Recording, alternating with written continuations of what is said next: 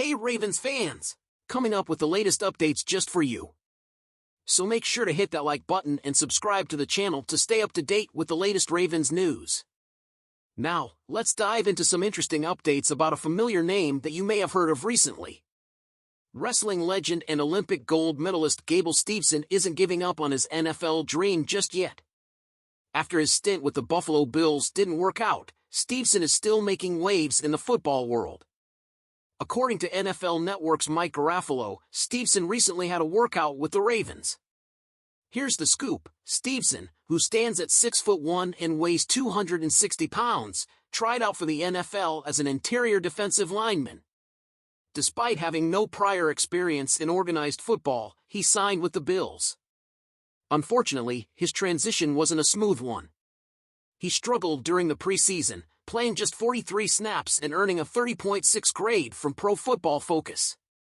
After being cut by the Bills, Steveson took to Instagram with a positive outlook, saying, "This isn't the end. Back to the drawing board." Now, he's trying his luck with the Ravens.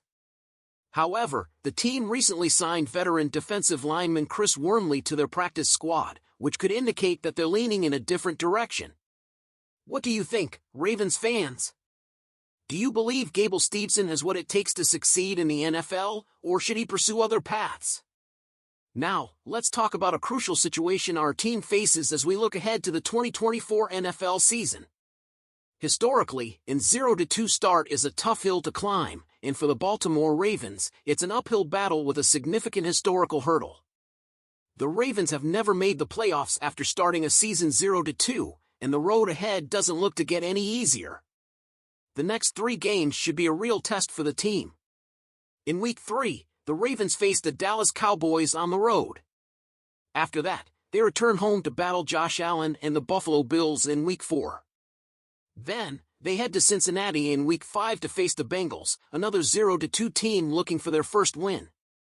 The following weeks don't offer much relief, with tough matchups against the Washington Commanders, Tampa Bay Buccaneers, and Cleveland Browns. That's a grueling schedule by any standard, and the Ravens will need to step up. If they fail to win at least 2 of these next 3 games, they could be looking at a 1-4 or even 0-5 record. That kind of deficit could make a playoff run nearly impossible. But let's not forget, the Ravens haven't exactly played poorly thus far. They pushed the Kansas City Chiefs to the limit in the season opener and were inches away from potentially sending the game to overtime. Against the Las Vegas Raiders, the Ravens had a 10-point lead in the fourth quarter but unfortunately let it slip away, a pattern that has plagued them in recent years. The stakes are high, and the margin of error is slim. The next few weeks are critical, and the Ravens need to step up their game if they want to turn this season around. What do you think, Ravens fans? Do you think the team can overcome this rough patch and turn the season around? Now, let's take a look at how our rookies fared when we faced the Las Vegas Raiders in Week 2. It was a tough game, and unfortunately, we saw another collapse late in the fourth quarter, resulting in a 26-23 loss. But how did our rookies fare? Let's take a closer look. First, let's talk about cornerback Nate Wiggins. While the first-round pick didn't play in this game due to a concussion from a recent car accident, his absence was definitely felt. The Ravens secondary struggled to contain the Raiders' star wide receiver, Davante Adams, who is a 6-time Pro Bowler. Without Wiggins, our outside corners had a hard time matching up against Adams, and it would have been interesting to see how Wiggins, who had a standout preseason, would have fared against such a high-caliber receiver. On the other side of the line, offensive tackle Roger Rosengarten showed significant improvement in his second appearance of the regular season. Although he didn't start the game and saw fewer snaps compared to Week 1, Rosengarten's performance was notable. After a rough debut against the Kansas City Chiefs, where he gave up a strip sack on his first snap, Rosengarten was able to hold his own and even had some impressive moments blocking against Pro Bowl defensive end Max Crosby. Head coach John Harbaugh expressed excitement about Rosengarten's progress, noting that his improvement from Week 1 to Week 2 was substantial. The plan is to continue rotating him with veteran Patrick McCrary, which should help Rosengarten gain more experience and confidence. Finally, we have 7th-round safety Sanusi Kane. As expected, Kane's role has been primarily on special teams, where he set a new career high with 27 snaps. Despite his contributions on special teams, Kane has yet to see any defensive action and could continue to focus on special teams unless there is an injury or a significant loss in the Ravens' favor. So, Ravens fans, what do you think of our rookies' performances thus far? Do you believe Nate Wiggins' absence has been a significant factor in our defensive struggles? How do you feel about Roger Rosengarten's development and his potential impact going forward? So, let's break down how our offense performed in that tough 26-23 loss to the Las Vegas Raiders. Despite the late-game collapse, there were some standout performances and a few areas where we definitely need to improve. First up, let's talk about the quarterback position. Lamar Jackson had a solid game with an A- grade.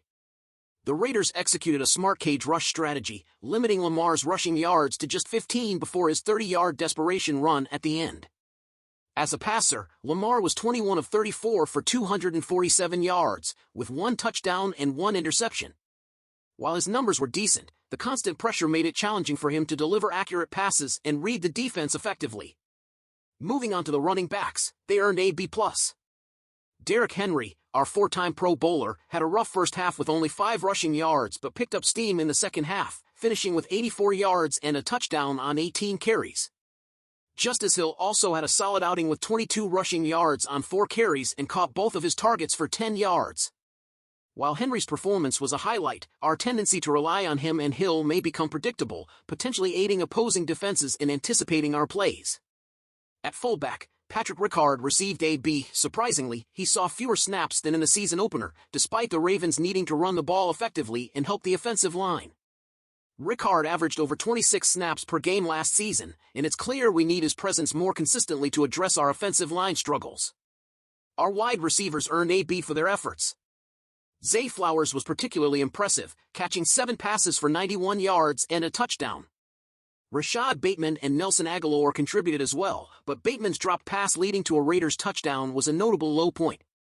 The tight ends also received a B. Mark Andrews was more involved this week with 51 yards on 4 catches, while Isaiah Likely and Charlie Kolar had less impact compared to Week 1.